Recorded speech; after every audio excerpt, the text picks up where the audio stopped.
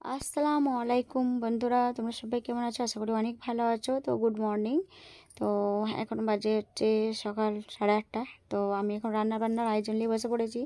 তার কারণ হলো আজকে হচ্ছে ঈদে মিলাদুন্নবী, তো সেই জন্য একটু আয়োজন আছে, খাওয়ান দাওয়ানোর ব্যবস্থা আছে সব। তো সেই জন্য আমি এখানে ভালো করে এই যে গরুর মাংসের আজকে বিরিয়ানি হবে, তো সেই জন্য এখানে মাংসটা নিয়ে নিয়েছি। তো ভালো করে সুন্দর করে এটা ভালো করে মাখাতে হবে। এটার মধ্যে দিয়ে নিয়েছি টক দই, আর মানে 150 গ্রাম টক দই আছে, এটা নিয়েছি। তার মধ্যে এবার সব মশলাগুলো একটু একটু করে দিয়ে দিতে হচ্ছে, সব কিছু একটু একটু করে লাগবে। আর বিরিয়ানিতে হলুদ লাগে না, তো তবুও আমি একটু দিলাম। একটু না পারলে বন্ধুরা তোমরা কিন্তু স্কিপ করতে পারো, হ্যাঁ। আর আমি কিন্তু একটু দিয়েছি, একটু ভালো করে সুন্দরভাবে কালারটা আসার জন্য। আর সুন্দর কালারটা আসার জন্য তারপর আমি দিয়ে নিচ্ছি কাশ্মীরি লাল লঙ্কার গুঁড়ো, যেটা বলে।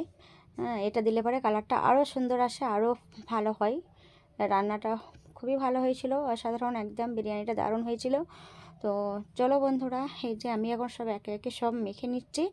এবারে আমি এটা পেঁয়াজ বেরেস্তা করে রেখেছিলাম, তো পেঁয়াজ বেরেস্তাটা এর উপরটি ছড়িয়ে দিচ্ছি। যেটা মানে পেঁয়াজের একটু তেল আছে, যে পেঁয়াজটা আমি বেরেস্তাটা বানিয়েছিলাম সেটার একটু তেল আছে। তারপর আমি কিন্তু তেলটাও দেবো, 1 কাপ মতন তেলটাও দিয়ে দেবো। আর এখানে আমি একটু আদা রসুন বাটা সব একসঙ্গে ছিল, তো সেইটাই আমি দিয়ে দিলাম এখানেতে। তো যেমন পরিমাণে গোশ নেবেন বন্ধুরা তেমন পরিমাণে কিন্তু এগুলো করতে হবে, সব কিন্তু ওইগুলোই কিন্তু করতে হবে। তো আমি এখানে গোলাপ পানি, কেওড়া পানি সব কিছু দিয়ে নেবো।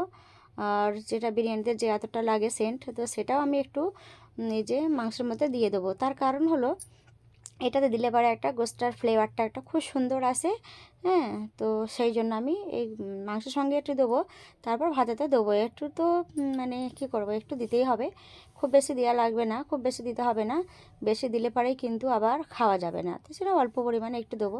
তো এখানে যে পরিমাণ মতন মানে তেলটা দিয়েছি, 1 কাপ তেল, ওটা গরম ছিল।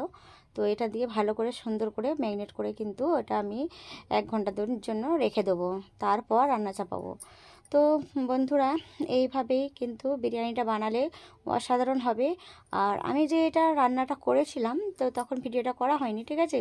তো গরুর মাংসটা যেটা, এটা কিন্তু ওই যে মাংসের থেকে যে মানে পানিটা ছেড়েছে, ওই পানিটাতেই কিন্তু রান্নাটা হয়েছে অলরেডি। মাংসটা পুরোটাই সেদ্ধ হয়ে গেছে, গরুর মাংস তো পুরোটা এত সুন্দর সেদ্ধ হয়েছে, ওটাতে আর এক্সট্রা আমি পানি লাগাইনি, একটুও পানি দিইনি। তো বন্ধুরা, এইভাবে করে এই যে বিরিয়ানিটা মানে সাজিয়ে নেওয়া হচ্ছে। তো এরপরে যে আমি বাসনে একটা নিয়ে নিয়েছিলাম, তো এটাই কিন্তু ভালো করে সাজিয়ে দেওয়া হচ্ছে। তো এরপরে দেখো বন্ধুরা, সব কিছু মশলা কেমন দেওয়া হচ্ছে, চাল আলু সব মাংস একসঙ্গে দিয়ে নেওয়া হচ্ছে। আর মাংসটা কিন্তু একটু ওপরের দিকেই রাখছি, তার কারণ হলো তখন তো আর খুঁজে খুঁজে বের করা যাবে না, তাই না। তো সেই জন্য এক পাশ থেকে কাটলেই কিন্তু মাংস আলু আর ভাত সব একসঙ্গেই কাটা হবে। তো সেই জন্য অল্প একটু মানে এই যে জাফরান কালার দিয়ে নিয়েছি। দেখো বন্ধুরা কত সুন্দর হয়েছে। তো এখানেতে দিয়ে নিয়ে হচ্ছে এটা খোয়া ক্ষীরও দেওয়া হয়েছে, খোয়া ক্ষীর একসঙ্গে এই যে খোয়া ক্ষীরটা ওপরের দিকে ভালো করে একটু ছড়িয়ে দিচ্ছি। এত টেস্টি হয়েছিল, দারুণ দারুণ খাবার হয়েছিল। তো এই বিরিয়ানিটা যে একবার খাবে বন্ধুরা তাকে বারবার খেতে হবে। আমার হাতের বিরিয়ানি এত সুন্দর হয়, এত সুস্বাদু হয়। তো সবাই খেয়ে নাম করছিল যে এত সুন্দর বিরিয়ানি রান্নাটা হয়েছে, খুব দারুণ। তো বন্ধুরা, এই যে এখন এবারে খাওয়ার পালা, তো সবাই এবারে খেয়ে নেবো একসঙ্গে, আমরা সবাই মিলে বসে গেছি, আব্বাও আছে, সবাই আছে। তো এত সুন্দর যে মাংসটা মানে কী বলবো, হাত দিয়ে ছেঁড়া হয়ে যাচ্ছিলো। এটা হয়েছিলো রায়তা, তো রায়তাটা এতটুকুই আছে, সেটাই আমি দেখিয়ে দিলাম।